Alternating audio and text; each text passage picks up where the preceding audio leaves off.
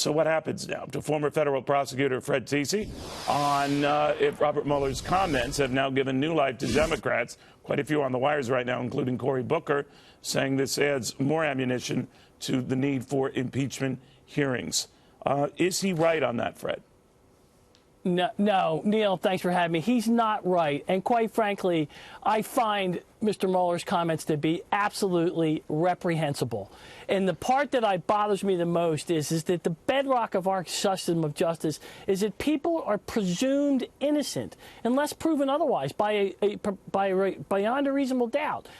He could have said, and this is the part that I have a problem with, his report could have said that our investigation has revealed probable cause to believe that the president committed obstruction of justice. He could have made that report and made that findings known to the Attorney General. He did not.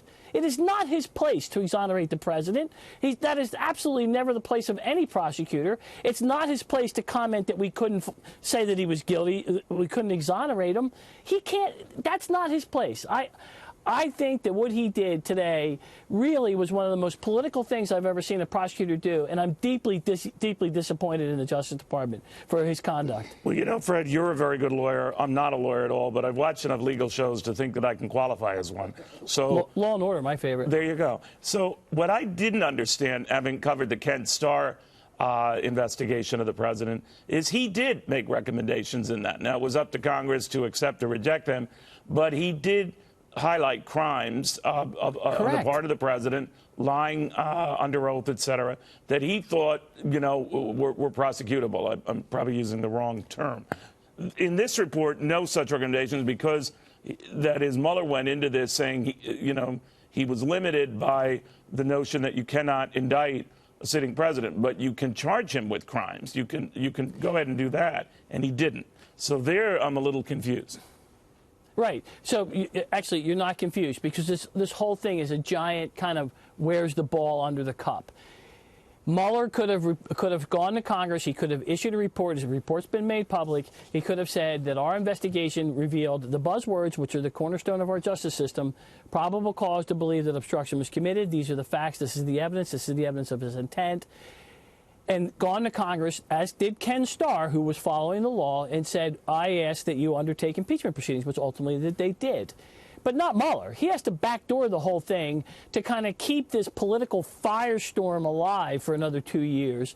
So he doesn't make those recommendations. That information is not in his report. He comes on television, and he makes these comments, which then are nothing more than chum in the water for the Democratic sharks to just start going into a feeding frenzy, and that's what you're seeing now. You know, the market particularly picked up its losses. I know you safely avoid discussions like that, but I do notice that the market started cascading further south when Mueller made the comment, if we had evidence exculpating the president on obstruction, we would have noted it.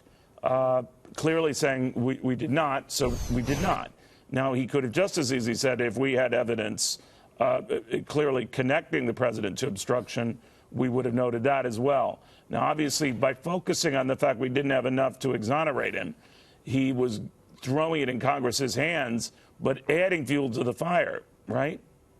But here's the problem. Again, it's not his place to exonerate the president, or any individual for that matter. I just think if you don't have it either way, then why say anything at all, right?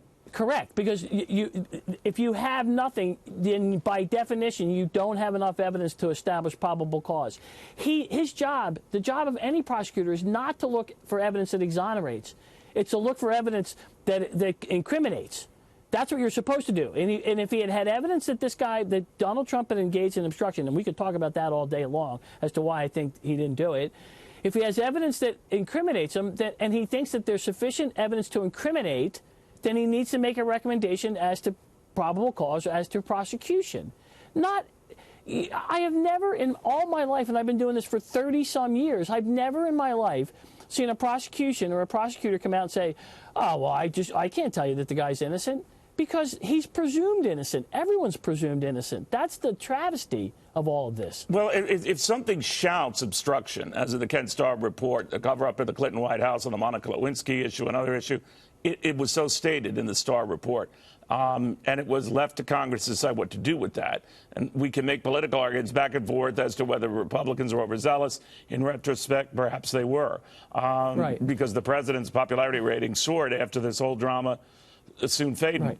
But that is not up to the press. It's not up to us. It's not up to very smart lawyers like yourself to decide. That's up to the prosecutor in question, or in this case, Mr. Mueller, to state one way or the other, not leave it as a jump ball and leave it open-ended. Millions Correct. went into this investigation to draw some conclusions, and when you boast about the fact that you could decide neither way, you haven't helped the Right. cause, right? Right. In criminal law, when you're the prosecution, if you can't decide either way, you lose by definition because the burden's beyond a reasonable doubt. So if it's 50-50, if it's a coin toss, and this is what juries are told day in and day out, Right. you lose. I mean, just because President Trump may have done things that may have hindered an investigation, he may have said things, but that's not obstruction. I mean, Right. if you take $7,500 out of the bank and you withdraw it, and the teller decides to call the FBI and say you stole it, and you tell the FBI to go away, and you tell your friends not to talk to the FBI, that's not obstruction. You never did anything wrong, and it has to be corrupt. You're not doing anything wrong that you're trying to hide. And at the time that the president talked to Comey, and now we're getting into the substance of this, Right. he didn't know about the investigation about Flynn, and he had every right to fire him. So that's what Mueller did. It's up to Rosenstein and Barr to determine whether or not there was obstruction. Both of them have come out and said, we reviewed the report. There's not a sufficient evidence to charge with obstruction. It's checkmate. End of case. You would Move think, on. because if you had a compelling evidence either way, you would have stated. But Correct. to say there was not enough compelling evidence either way, and to brag essentially about an indecision, it does complicate, muddy the waters here. But Fred, thank you very, very much. Thank you. It's a political sophistry is what it was. Thank you. Well played. That's exactly what it is. Fred, thank you very, very much.